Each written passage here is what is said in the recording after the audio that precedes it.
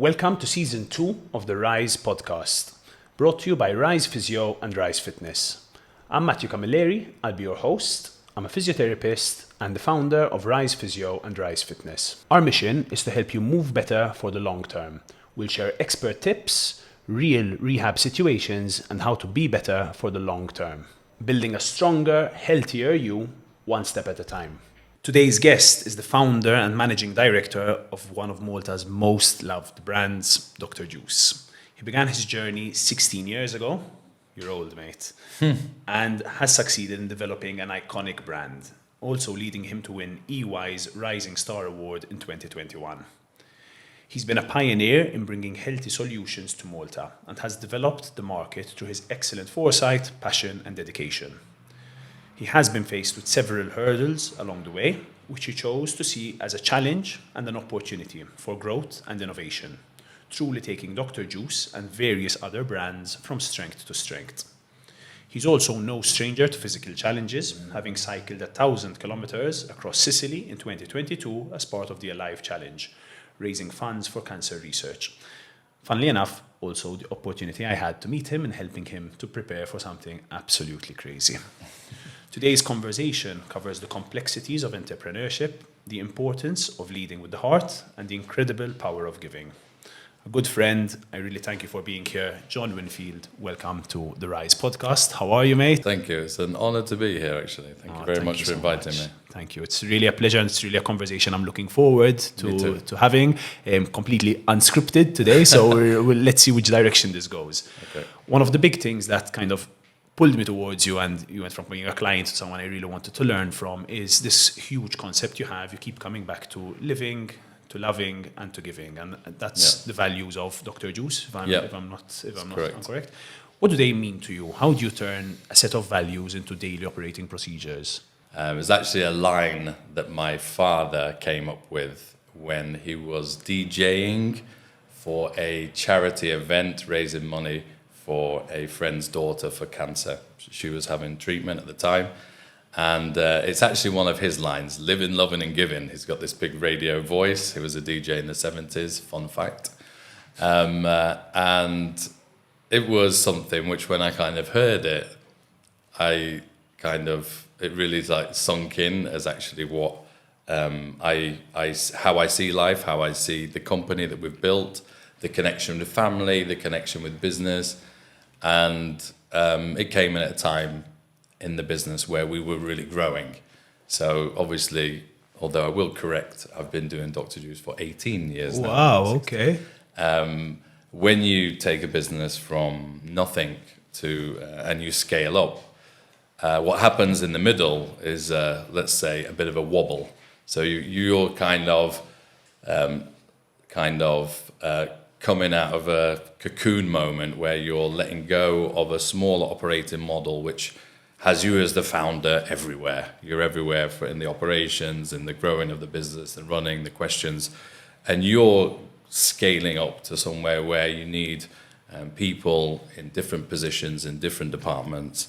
And you need to have a code or a set of principles which you can then impart on this bigger structure that you're building. So living, loving and giving came at that moment. We just opened Zero, which was our first sort of restaurant store. I believe it was about our 6th or 7th store. Now we have 12. So it was exactly in that pivotal time where when you're scaling up a business, you need to have a kind of way to operate that business, like an operating system. And they're the foundations for the operating system that I've built. So that's how they fit into the story of Dr. Juice, how they fit into a sort of an operating system which has depth to it, because as a company, as a business, it's all about depth for us. You know, we getting into each one of them individually, we love the life that we live. Okay, so the living part is about living your best life, embracing the challenges that come along, however they present. It's about loving every moment and putting passion and intention behind everything that you do. And it's about giving back when you can. So give as much as you can and as often as you can, and have no expectations in the return, because that's where you can build sustainable relationships with customers, with clients, with employees. And I feel like that is a sustainable business operating model that kind of underpins everything we do. Wow. So even though there are values that people might see as having nothing to do with revenue or profit or growth, you actually see that they have helped your business to grow and to be sustainable. Absolutely. You know, bringing in the depth again, what you do, because that's about connection, about building those relationships. Those sort of things don't occur if you're talking about technical business terms that are driven by profit, you know, only. Of course, these things are also driving profit, but in a different way. And how do you, so your organization has grown considerably. I mean, 12 stores, you just said. Yeah, Dr. Juice. A lot of employees, a lot of people in the system. How do you promote these values with that amount of people? Is it just repetition? Is it team meetings and saying them? How do you have to hire a certain type of person? Good question. I mean, and it's not easy one to answer or an easy one to implement, obviously, because it has to happen from the first moment sort of a new employee touches our business. So it has to start from within, because if you don't know who you are or what you're doing, you can never expect anyone else to. So it has to start from within. So all of our organization has to have a feeling or have to understand what living, loving and giving is. So obviously from the first waiting area, when the employees actually come in for their interview, kind of it's up on the walls there. So as they kind of sat waiting for the first interview, they have every chance to kind of read those values and present themselves for the interview with those in mind. And then along the journey in terms of the induction meetings that you have with them and the training that they get and the touch points along the business, the content we produce, because obviously that's something which is very visible to them. I think imagining that people know your brand values because they're written on your walls in your office is very naive. These days employees are very much engaged with our social pages, with our communications. So I think there's a big part where they see or feel what the brand is and what it represents and how they sync up with that. So obviously it starts from within with our employees. It's how we kind of grow that culture from within. And then I believe if you have something that exists internally, the external will perceive it as such. Okay, so it goes out as well, but it has to start from the inside. Always, everything does. Okay, I'm going to challenge you. Have there been situations where you had to pick between those set of values and what's best for the future or the potential profit or sustainability of the business? Has there ever been, do you remember any situation? It could be that the answer is a no, but have there ever been situations where you had to make a decision that didn't fit those values? What do you do in a situation like that? Good question. I don't believe so, no. I believe that the tough decisions that I have to take in the business, whether it be employee related or whether it be the scaling or descaling or the pressure that I have to put onto my employees, I think where I find it the most is, it's obviously in my job to pressure my employees and the structure for it to deliver the best results. So I think in those pressure moments is where I feel like, is this living, loving and giving, or is this just pushing, So I think obviously those brand values embody so many things that it develops passion, which again promotes longevity and sustainability, because when you do pressure, the depth is there. It doesn't just snap, there's that fluidity then, Well, okay. Change of topic, but I feel Dr. Juice, at least for me, was the first brand I experienced locally, and probably at my age, the first brand I experienced ever, which put a priority on things tasting good, but being healthy at the same time. And absolutely, I love that, and I think that you've done a huge service to the country by doing that. Was that your original inspiration with Dr. Juice? So was bringing healthy food to the masses something that you thought about when you were creating that initial, sitting down on that chair and going, what am I going to do with my life? 110% it was, yes. Because obviously when I came to Malta 20 years ago, there was literally nothing in the way of positive foods. I tried to stay away from the word healthy, although it's very convenient when having a discussion, because I think it's a misleading word in today's culture. I think more than the word healthy, it should be, is it healthy for me right now?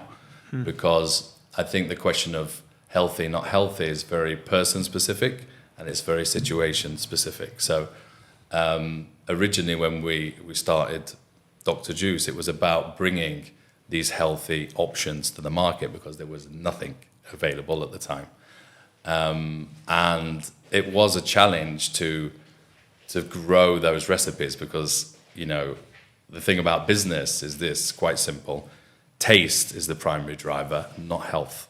So although that balance has shifted incrementally over the last 20 years, taste will always be the primary driver for a purchase, not health.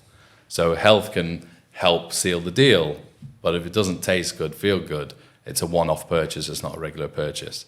So growing those products over this long period of time has been about, being very adaptive to that situation so that the sales and the following keeps on growing. Because if you come out with too many green-looking, swampy juices, Swampy. you're going to have people spitting them out and not coming back for them. It's as simple as that. So when it comes down to innovation and creating products, and you said it when you looked at your perception of what we do, it's about having good tasting food that's good for you. Those two principles are really integral behind growth and adoption. Yeah. And was the market vastly different 20 years ago? Was it a much bigger challenge? Oh, yeah, very, very, very, very different. I mean, apart from the fact when I was kind of pitching my idea of a healthy juice bar to all of the Maltese family members in the beginning, it was kind of like, this is Malta, it's not going to work, it's not the UK, it's not the rest of the world. Maltese people don't like this, Maltese people don't like that.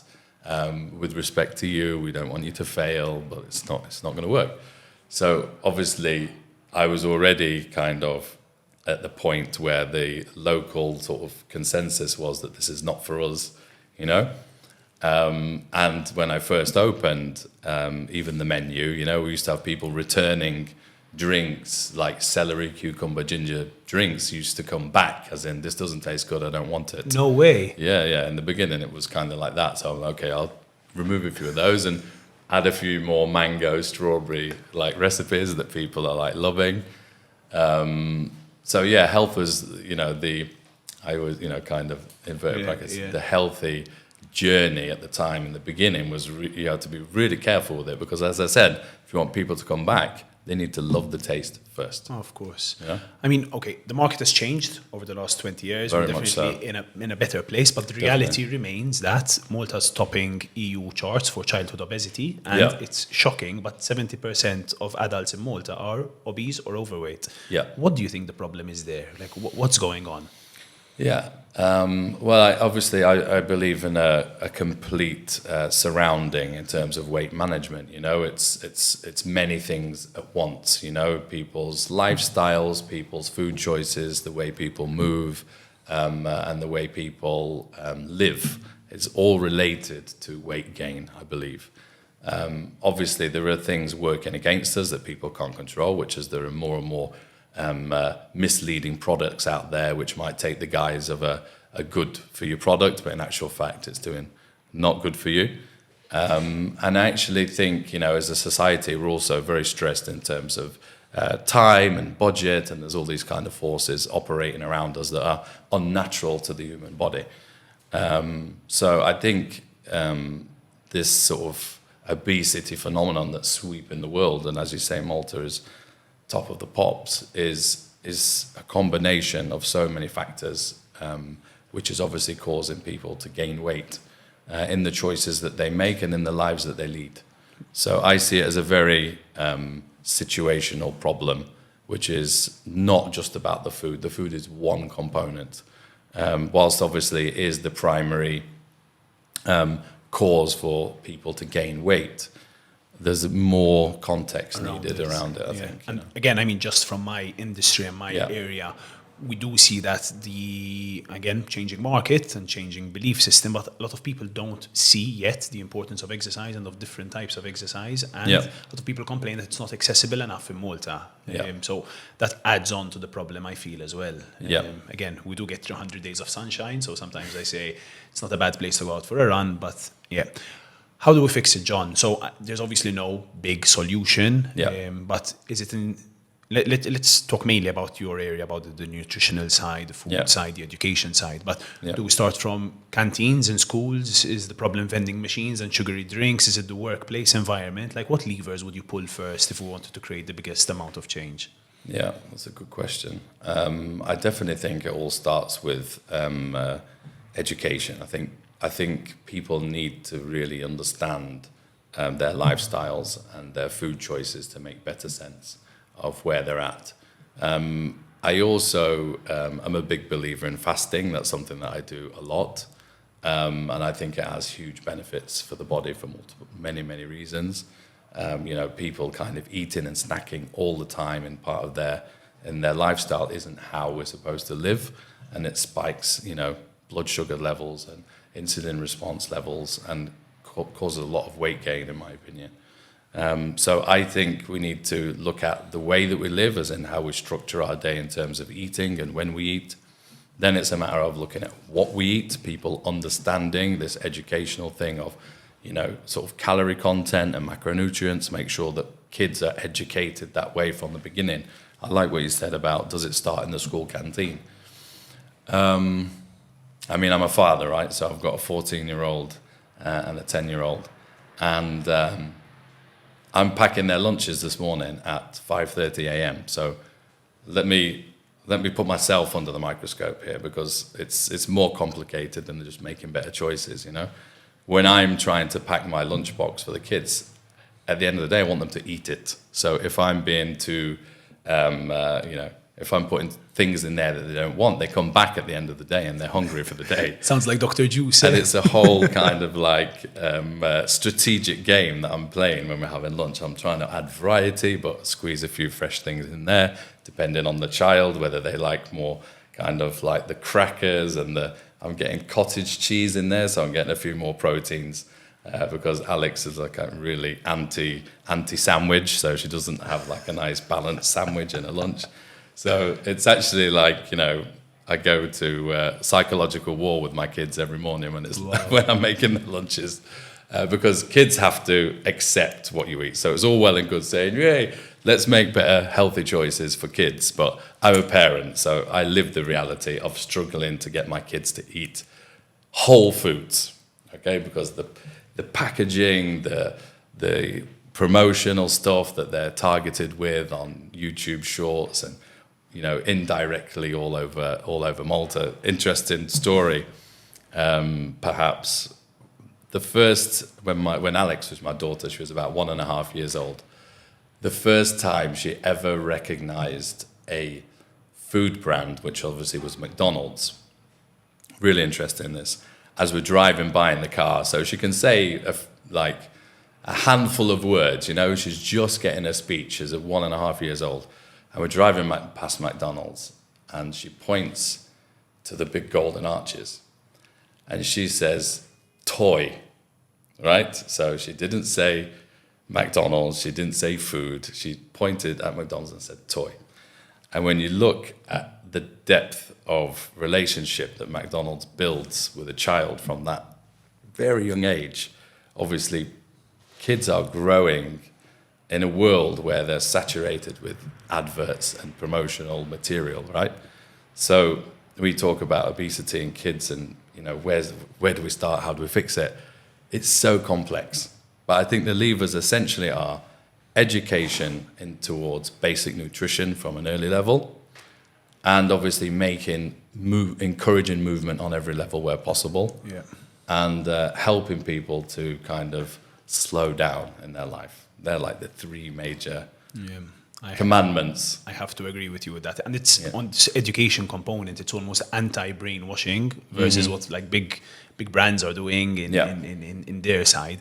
I just got back from a trip to Japan. This is a side note as well, but it's a country with the lowest obesity rates in the world, apart from sumo wrestlers. But what I found super interesting is one lesson at school is to go into the school canteen and learn about what they're eating, and that is a government program which has been in place for years and that they implement. So it's I'm not saying there's a direct correlation between that 1 hour a No, day but how interesting. to long-term health, but they're getting education in from a really early age, and that's obviously having some sort of long-term effects. And I will say, exercise as it is in Europe is not the same in Japan. So you won't find CrossFit boxes, you won't find gyms. It's just not as popular, even in the major cities. So there's definitely something going on there from an education component and creating long-term change. So absolutely. That's definitely a big one there.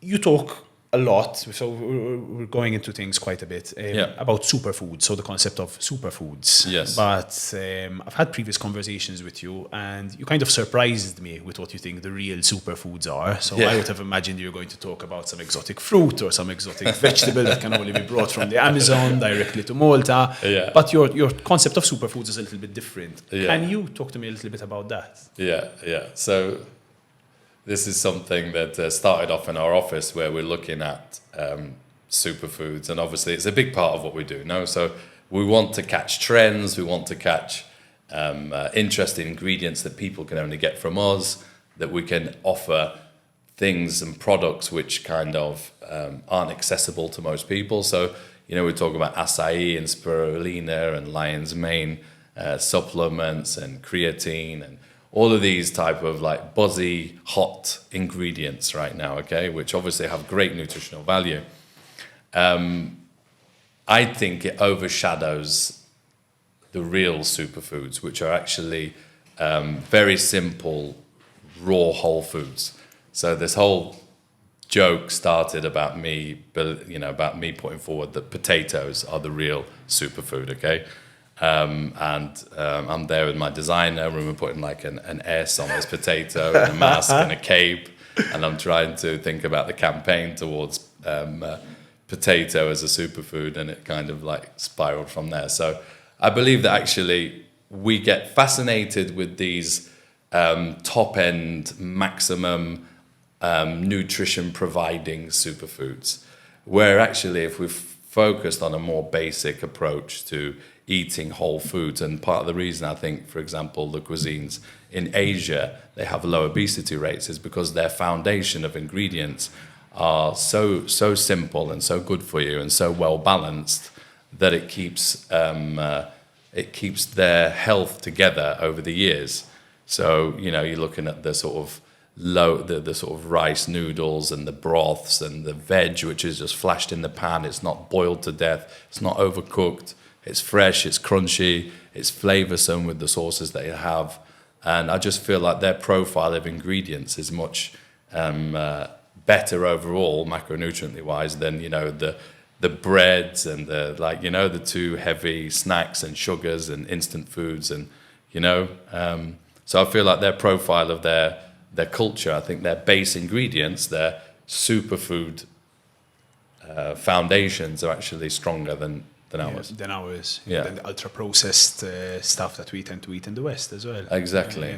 So on the same concept, the way you're speaking sounds like eating healthily, or let's not use the word healthily, but eating well. It's a good word, but it's more than that. That's my point. So let's say eating well. Yes. It can be sustainable. It's not something that needs a huge amount of money, a huge amount of time. It's getting the basics right. Yeah. Is that something you? Yeah, I think it's about having a good pantry of good ingredients, and obviously some of them have good, sustainable, long shelf life, so they're not always spoiling.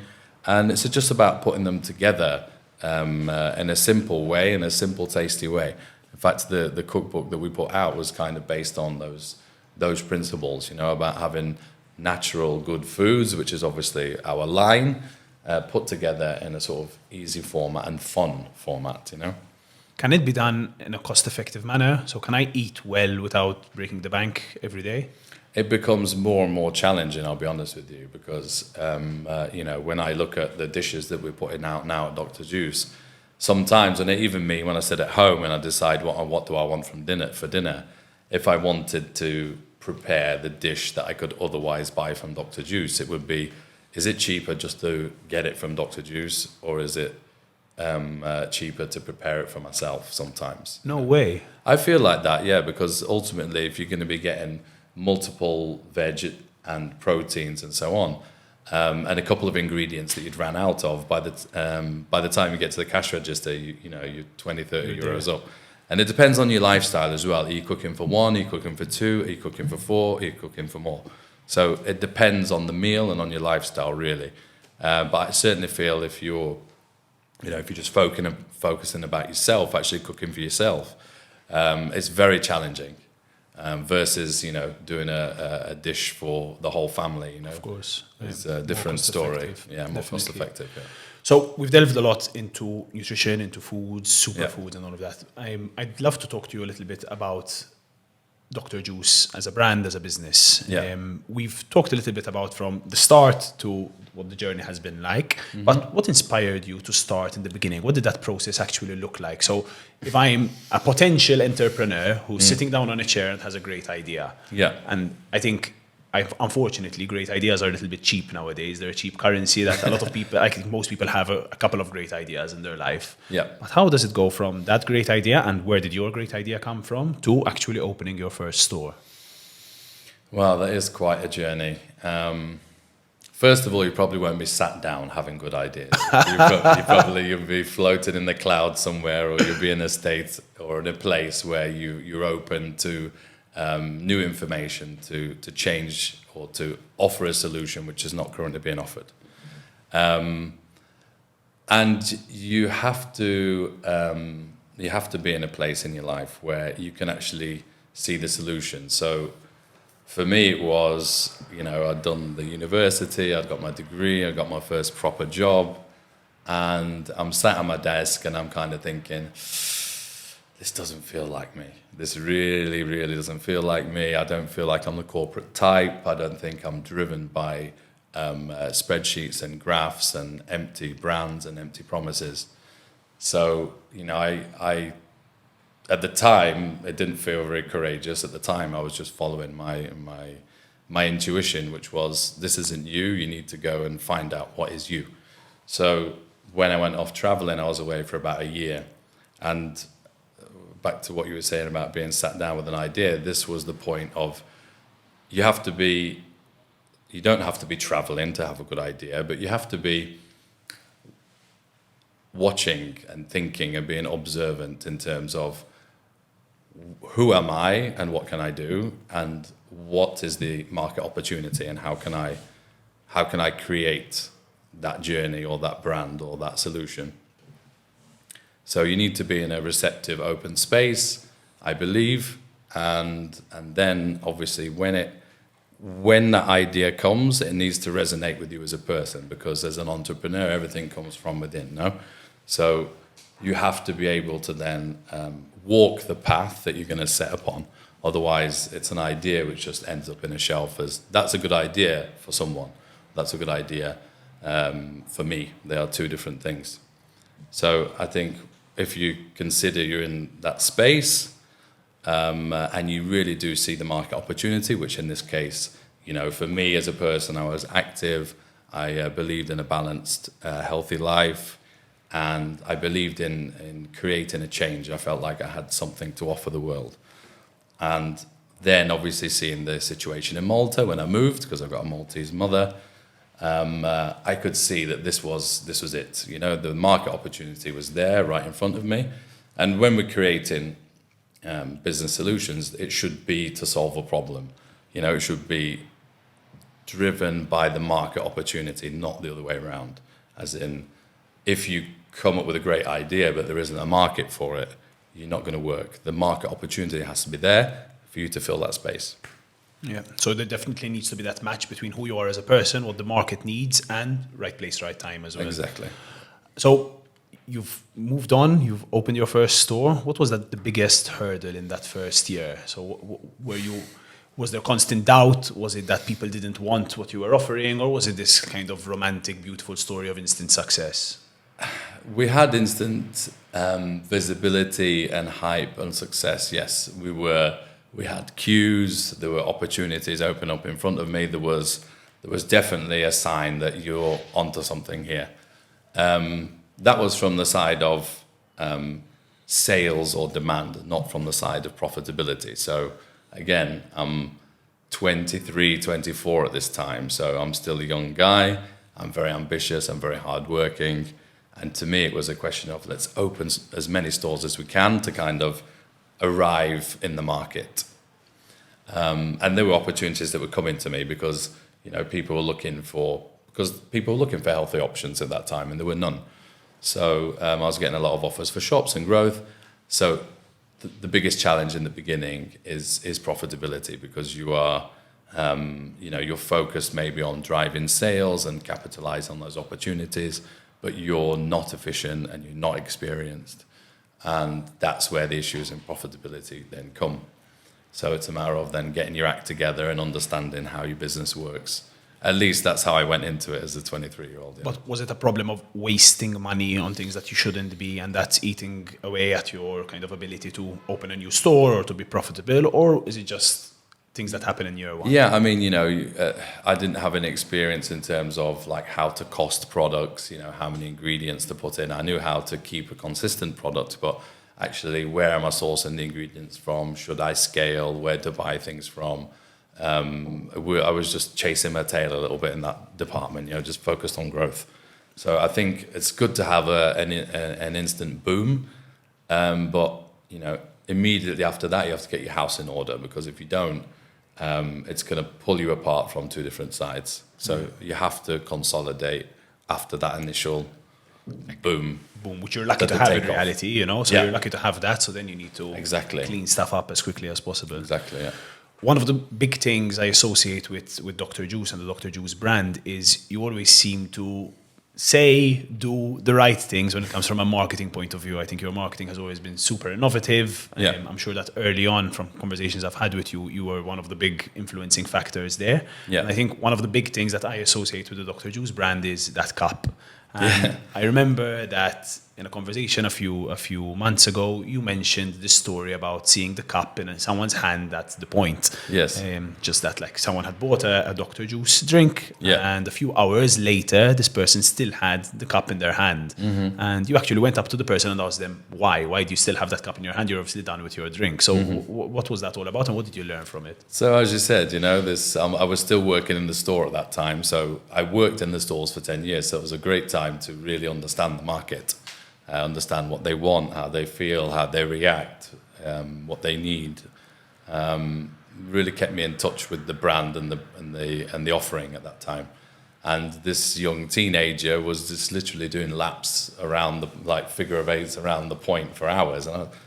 So when he told me he was still holding the cup, I thought maybe he didn't like it, maybe he didn't know where to throw it away.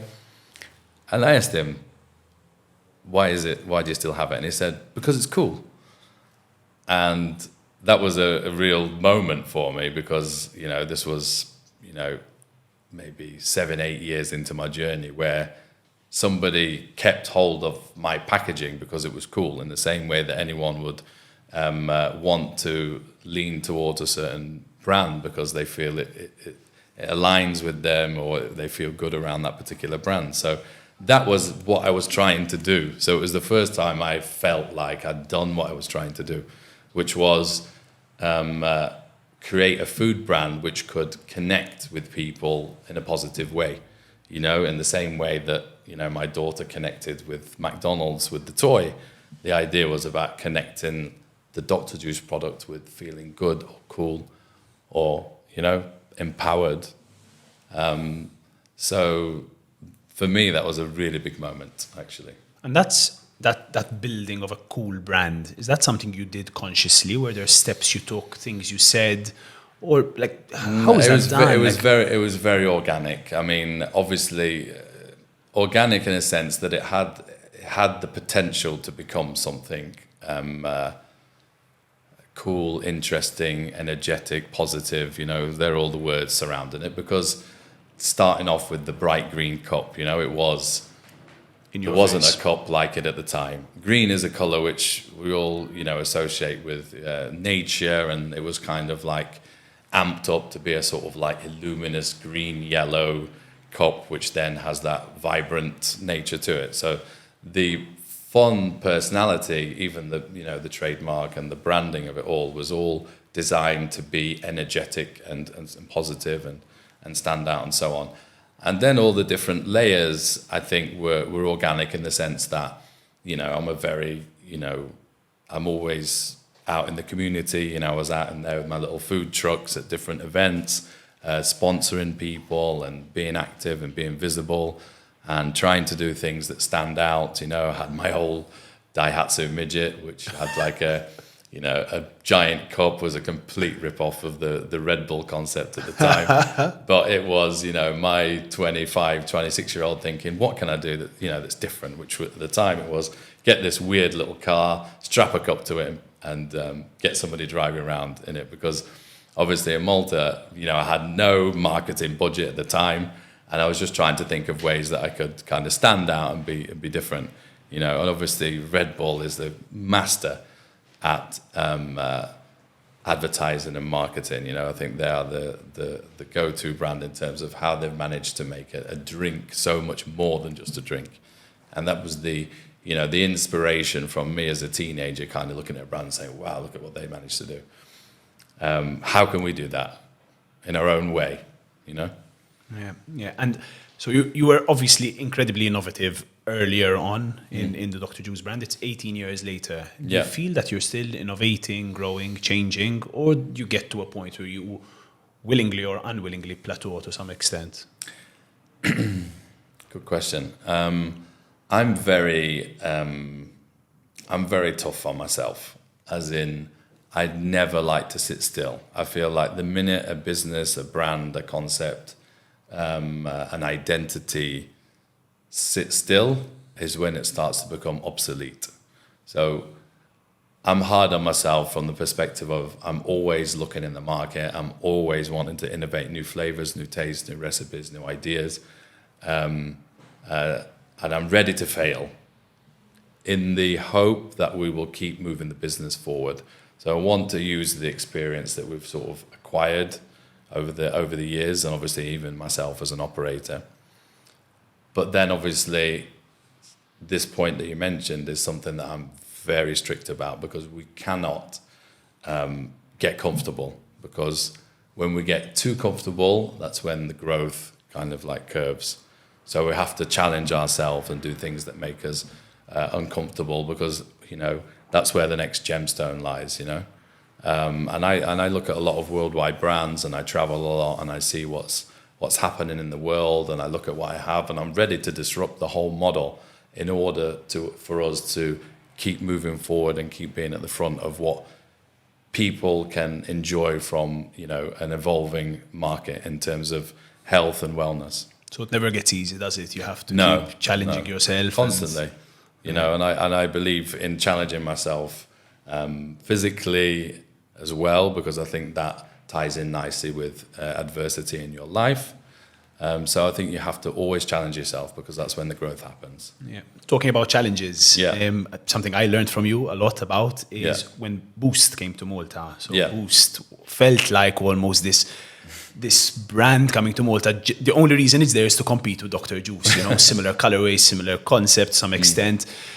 First of all, I'd like to give the result of that at the end of the day, Dr. Juice actually ended up buying out Boost. Yes, we acquired a few of their stores in the end, Yeah, so what did that chapter teach you about resilience? Were you worried as an entrepreneur? Of course. I mean, look, there's no secret that in the beginning, when I'd come across Boost juice in Australia, it was the first time I'd ever seen a juice bar. It was something which didn't exist before. So, you might say, I don't know, it was something that just didn't exist. So actually seeing a whole concept that was just based on these drinks was new in Europe. So it was definitely the cutting edge of where kind of health was going. And, they have a lot of successful franchises around the world. They're a very serious brand, very consistent brand, very mature operating systems. So when it came to Malta, I was thinking, oh my God, is this it? Is my number up? Wow. Am I just about to be knocked down a peg? Because I do take competition very, very seriously, because you have to stay at the front and top of people's mind. And obviously, I'm in a market now which I was alone for a period of time, and now it's flooded, which is fine, because that keeps me on my toes and shows that the market is ultimately growing. Of course. I was scared. And what, at the end of the day, what gave you that competitive edge? So something made, we resulted in a clear winner. I'm coming back from a sports background, so obviously, like, there's a winner and there's a loser. There's no two ways about it. There's no participation model. Yes. What do you feel gave you that competitive edge? Is it this fact that you're always in the community, always present? Is it the John Winfield effect that gave you that competitive edge? What do you think, like, now, post-mortem made a difference? Yeah, I have a very strong willingness inside me to succeed, and I'm very determined as a person. So I think when you put the determination in, and I'm a perfectionist in the sense that I won't let 80-90% slide as good enough. I want things 100% all the time, which in case life is not perfect, okay? So I don't say I'm a perfectionist per se, but I strive to get the best we can be on any given day throughout every aspect of our business. So, I'm ordering Dr. Juice every day. I'm giving feedback on what my taste buds felt every time I eat any product. I drive my team crazy. But obviously, you're only as bad as your worst performance now. So when it comes to every customer that we have to leave that positive experience with them in order for us to keep where we are. So I think the competition in me comes from the determination and the willingness to be your best all the time. And probably a few daddy issues. Living, loving, giving, coming back into it, eh? Probably. Okay, the future of Dr. Juice. We've talked about the beginning, a bit about the journey and the future. So I know that you're starting to explore a franchising model. Yeah. I'd love if you just tell me a bit more about what franchising is all about. I know it's a relatively new concept for Maltese brands and what you're doing with it at the moment. So obviously franchising is a way to pass on our know-how and scale the business up in a way which is using a third party's capital. So we've reached the point in Malta where there are only so many shops we can open in Malta. We have a lot of experience, we have a tried and tested business model, and we have our eyes set on international growth. So there are lots of markets which don't have any clear, strong players in them yet, particularly in Europe and in other parts of the further travels in the world, where there is a market opportunity for the brand Dr. Juice. So the idea is to kind of put available our expertise and our know-how and match with a franchise partner who can then scale that business in their market. So it's a good model.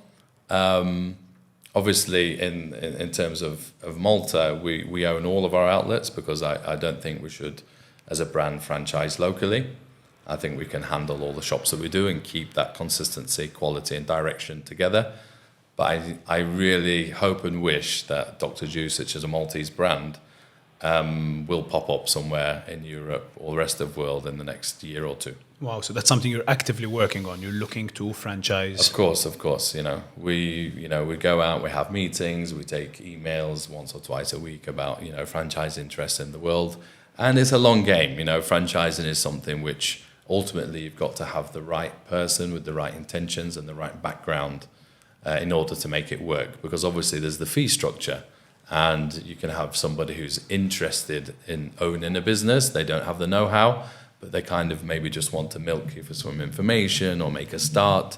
You've got everyone's a sort of hero behind the keyboard now, so it's kind of like it's easy to take a couple of steps and email the brand that you've seen, but then there's a very different procedure actually taking that all the way to investing hundreds of thousands to get it started. So it's a long process, and it's one that we're even learning as we've been actively internationally franchising or prospecting for the last year or so. Wow. And do you feel if that step were to happen, if you were to open the first franchise outlet internationally, do you think you'd manage to maintain the quality you maintain in Malta and the innovation that you maintain in Malta, which I think a lot of people have now associated quite deeply with your brand? Yeah. That's always going to be a challenge, but I think the specific way to succeed is to obviously remember that you are entering another market. They have different tastes, they have different flavor profiles, different palates, different lifestyles. They come from a different society. So I think the key is to make sure that you're aware of the market tastes in that particular market in order to be the best that you can be and deliver the best you can be. Apart from that, you need strong standard operating procedures, so they need to be very kind of like everything weighed, everything measured. But obviously when it comes to natural ingredients, there is always going to be some fluctuation on how this tastes or how that tastes, depending on what they're making. Of course. So a challenge, but something you think is very manageable. Exactly, yeah. So talking about standard operating procedures, I know that the COVID period created a lot of change for a lot of local and international food-related or businesses. Convenience became this massive thing that everyone wants things delivered right now. We had a huge growth in the delivery system in Malta, and that food is available immediately. Did that change your business a huge amount, and did it make you realistically compromise on the quality that you try to give people? I think probably in my 18, 20 years in this industry, in this business, delivery was the biggest game changer I've faced. Wow. Not COVID. It was delivery. So we went from a model of queues out the door for people lunch breaking and coming from their local offices to come to a Dr. Juice and wait in line and get served in a nice environment as fast as they can, to an environment where people are sat at home. The first touch point with us is a digital one, so they're scrolling through all the photos, they're choosing what they want, and they're up to kind of 45 minutes to an hour of waiting time till it actually, arrives with them. And instead of having those huge queues to the end of the door, what you have is still a busy shop, but you've got a queue of bags on your bar front and a few customers. You have to manage both the digital orders and the in-person orders. So it completely changed the way that we operate our stores, the way that we choose our locations, the way that we train our staff, the way that we serve our staff. It came to more of a kind of factory model. In the food business, you see more and more businesses kind of like with screens and kind of like, people checking off different orders and everybody's doing something different. It's more of like an assembly line type thing, because imagine you're getting orders from your app, you're getting orders from 2 different delivery portals, you've got people turning up. You have to manage all of those at once. So it became very technical to serve people, and that technicality took away the edge a little bit of that interaction with the customer. So that's something we really focus on this year, is to try and make sure that we don't forget the in-person interactions in the store, and we give that some prominence, in terms of how we deal with customers. As an entrepreneur, you really sound like you hate it. It doesn't sound like you're a big fan of this change. I'm not at all, because although, I'm not going to be a hypocrite. I order delivery almost every day. So I understand that people aren't going to jump up, get in their car, drive down to the store, try and find a parking, walk to the store in sunshine or rain, get in the queue, take an order, wait for it, pick it up, get back to, I understand that it's opened up a door of consumption that we would otherwise never had. So those sales, maybe would have never got them because it'd be too inconvenient, whereas now we have them. So I see the purpose behind delivery. It's really affected our business on such a huge level to kind of, and it kind of emphasizes more of this culture of everything now delivered to my door, this culture of like now, which I think is troubling for society. But once it's there and it's available, it's hard to hold on to those principles and sidestep. And of course, you can't cut it out. Definitely, you wouldn't exist. So exactly. Yeah, it's here to stay, and it won't be the only innovation. I think we'll see. I think there'll be further innovations that will make it even easier, even faster, because convenience and time is something that people are very interested in. Definitely. Drones delivering our orders instead of... It's already here. Yes, for sure. Yeah. Things like that. Cool. John Winfield is a person. Yeah. So we've become friends over the last couple of years. There's a lot more to you than the Dr. Juice brand. Sure. I think the first touch point you had with Rise Physiotherapy, although it's a bit embarrassing, is me cold emailing Dr. Juice, trying to get some business from your staff and employees. Obviously, I was ignored. Thank you very much. But at some point, you got injured, and I get a call from I don't know if it was a secretary or PA or someone who was helping you at the time. John's hurt. Can he come in the next hour to fix his neck? And silly me, I said yes, and that was the beginning of it. But anyway, I feel we got closer as you started to prepare for that 1,000-kilometer cycle across Sicily. Definitely. What motivated you? A busy entrepreneur, you're already training, you have family as well, so life's busy and complicated enough to do something like that, to do a 1,000-kilometer cycle for charity. What was the mentality behind that? I think it was a point in my life. My life was very turbulent at the time. And I kind of remember a close friend of mine, Peter Gregg, and mentor and close friend. He's suggesting that, John, you know what you need right now? You need a good challenge. You know, he's somebody that's done many triathlons and Ironmans, and the guy is a monster when it comes to that. And he suggested you really need a challenge, you know, to kind of break through all the turbulence with a new target, you know, instead of it just being either one of those things you said, business, family, you know, it had to be something else for me to put my attention on to kind of cut through the noise. So, and as fate would have it, after that meeting with him, my next one was meeting the Alive charity. And at the time I knew nothing about what they did. They just wanted to meet me for sponsorship. So I met with them and actually hearing the story of the founding members who have, you know, been touched by cancer, and then actually understanding that there's no government funding for research. You know, I got emotional at the time and said to myself, you know what, I want to sponsor this and I want to participate. And, you know, I had like 2-3 months to prepare. I'd never ridden a bike apart from when I was a child. And it was turbulent life, a challenge that takes your mind off the storm is good for you. It was good for you. So in the long Very term, good. it's something you very, say very is good. very positive. Very, very good. It's something that was the first of many for me. Okay. So it was a good breakthrough moment for me, one that I hadn't necessarily imagined I would do. Okay. And what's your relationship with exercise been throughout your life? Have you always been active? Did you complete sports when you were younger? Do you train now? Yeah. So I've always been active in my life. I've always been an avid gym goer. I was more of an extreme sportist when I was younger. I wasn't into the classical sports of, you know, football or rugby or whatever, coming from the UK. I still played them, but there wasn't what I was really interested in. It was more bodyboarding, surfing, skating. I was more into that. And then obviously at university, that led to my first encounters with the gym. And that was something which I loved. You know, I loved working out. I love then the early starts of the functionals training and the calisthenics, and that part of me, I maintained a good 20 years of training. And the cardio thing was something that I picked up in the last 4 years, I think. I think endurance was something that I'd never tested before.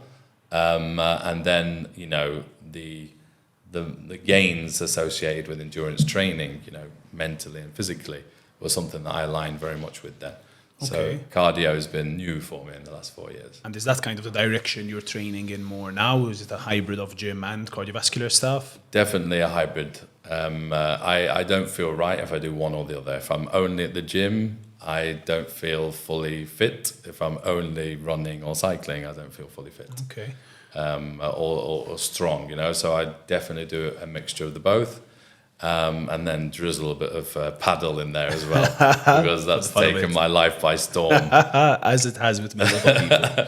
I won't give you my opinion about that. I'm sure. Okay, is it a non-negotiable for you now? Like, a lot of people say they're addicted to exercise, or they have to exercise in order to perform at work. Do you feel that yourself? Like, Definitely. Is it an essential for you? Definitely. I feel like it's part of I think it is a part of a way for the human body to cope with the mental stress that we've been, you know, that we're trying to survive ultimately, you know, this fight or flight state that I think a lot of people find themselves in, or overstimulated states. I think exercise and breathing and trying to build some space outside of all of that noise is actually a coping mechanism that people need more and more. I think you need an awareness of that as well, because like you're saying, people can get hooked on exercise, without understanding, okay, well, maybe this is because I'm doing too much over here, and I should actually balance them out a little bit more. I'm a big believer in balance. This is an ancient philosophy, the yin and the yang type balance situation that's existed since the beginning of time is about putting things into balance. And I feel like as a society, we're very much out of balance. So exercise is one of those which can restore a bit of balance in your life and is essential. Yeah. Yeah. I'll flip the coin a sec and ask you about another side. So partying, alcohol, going out, having a good time, there's definitely positives associated with it, and there's definitely negatives. Yeah. In your opinion, again, you've spoken to me about balance. Is it about moderation? Are there things you have to say no to always? Like, what's your thought process around that, especially now? This is a difficult one because, I mentioned my father was a DJ. I picked up DJing as well. I love to go out. I love socializing. I love that wild nature, spontaneity and fun and connecting with people, new and old. So sometimes I feel like a bit of a cop-out using balance as my kind of, you can't be using it as a sort of... get out of jail free card. Yeah, exactly. So I think if it depends on the situation, who you are and the situation you're in, as to whether or not that is an avenue that should exist in your life. I think for me, it's definitely one that's always been a part of my life. It balances out the relentless pressure that I feel, just to have a space where we can be a bit fun and a bit reckless. And so you do find it's an important part of your life? For me, it is, yeah. Do you associate it with guilt to go out, party? I'm not saying you should, I'm just asking you. So I struggle with this personally. We're talking a lot about you. I don't want to make it all about you. No, either, I'm interested to hear your perspective. So, why not? I mean, I come from a background which is people perceive me as having to be healthy, look a certain way, act a certain way. And I mean, I come from a rugby background as well, which is like, let's play hard, let's train hard, but then let's go out drinking afterwards, let's have a good time and forget the night after the game, you know? So it's always been a challenge for me, and I have associated partying with a little bit of guilt, and I don't have an opinion about it yet, because from one side we want to be physically healthy, but a huge part of health is having a healthy mind and a healthy body. So are we going to live our lives constantly stopping ourselves from certain things? Is that not unhealthy as well? I think our bodies have a way of regulating balance with us, okay? So our mind, in all of its wisdom, can only achieve so much. The body, which I believe is very connected to the mind, has a way of balancing everything out. So whilst your mind might try to control this part of don't do this and you shouldn't do that and this isn't good and this isn't healthy, your body is going to balance that out one way or the other, So I feel like understanding that is the place to start in answering that question. So I only feel guilt because if I'm overindulge on the weekend, my training has a bit of a yo-yo effect. Instead of achieving that consistency, it can make me feel like taking a few days off and I have to start again type thing. So that's the thing that bothers me is it can give a bit of a yo-yo effect instead of consistency. So I think always explore the things that actually give back to you, because if going out and enjoying yourself is something that gives back to you and is manageable for you, do so. If it's destructive, if it's a force which is diminishing you, then try to find something new. But it's not about what you give up, it's about what you take up. No, it's about what you replace something with to get that balance. I love that. That's a very quotable one. Whenever you look up John Winfield on the internet, it's just 600 quotes that just should be tattooed somewhere on my body. Just on this same point, and I really like to emphasize this, the human body is incredibly resilient. If it's one thing, it's resilient. And definitely. It's not like skipping one workout is going to change you negatively, and it's not like going out once is going to change you negatively. So again, I know we can't use balance as a scapegoat, but as long as you're not consistently giving the body something negative and you're consistently giving the body something positive, I promise you it will balance itself out. So Yeah, Great. it's incredible how powerful we are and what resilient creatures we are and how much we can tolerate. I'm both so physically and pleased to mentally. hear this on a Friday afternoon because straight out we go. Albert Matthew told me. Okay, let's reverse that a little bit. Okay, I love talking to people about what's next. What's your legacy? What are you looking to build? What are you looking to create? I know you do a lot outside of Dr. Juice as well, which doesn't get spoken about much, perhaps. Yeah. What's the next step for you? What are you looking to achieve?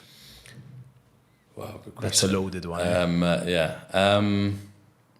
Yeah, I mean, Dr. Juice has given us a platform, no? So I think what's next for me as a person, and as somebody who is always looking for the next thing, I feel like the platform that we've built is like a magnet for bringing people towards us, whether it be people looking to do a challenge, people wanting sponsorship, even, young entrepreneurs contacting me and people reaching out, and kind of a platform on which we can actually use for good. And we always have done in the past, but obviously we've reached a point now where we've been around long enough and we're adequately placed to have built some visibility in the market. So for me as a person, what I'd like to do is obviously leverage more good into the community about what we've built. I'm also, conscious about the fact that there are opportunities abroad. So definitely I'd like to test myself and learn from trying to bring the Dr. Juice brand alive in a new market, because obviously it will have completely different rules to the one that Malta has. And obviously, even maybe balancing out my life a little bit, because you get to that point after, when you hit 40, where you actually think about, what do I need a little bit more of in my life? And that is very important with balance. I've built the structure and it has to be able to work without me in the middle. And if I can actually reach that point without me being the center gemstone that makes everything else turn, then I really have scaled my business. Yeah. And are you not there yet, do you feel? No. If you take me out right now, it'll hold, but it'll slowly decay. And the idea is trying to find a way where I can kind of have the right team around me, the right structure, the right size, in order to be able to I'll always be around, I'm not going to disappear, but I would certainly like to remove myself slightly and then just be able to guide the brand, and spend more time looking at what else I can create, in the health and wellness industry. Yeah. I mean, just from my end, John, first of all, thank you very much for all of that and all My the pleasure, insights. But I have to say that without you and without the conversations and almost randomly meeting you, Rise, both physio and fitness, would not look like what it looks like today. So you've had a profound effect on my life and on my ability to grow something. So thank you so much for that. And thank you for your honesty over here, because you could have easily just made this about how incredible Dr. Juice is, but you've talked about the challenges you have now, and how tough it is to be an entrepreneur and balance that with exercise and balance that with family. So thank you so much for the honesty. That was fantastic. Thank you very much, Matt. Thank you so much.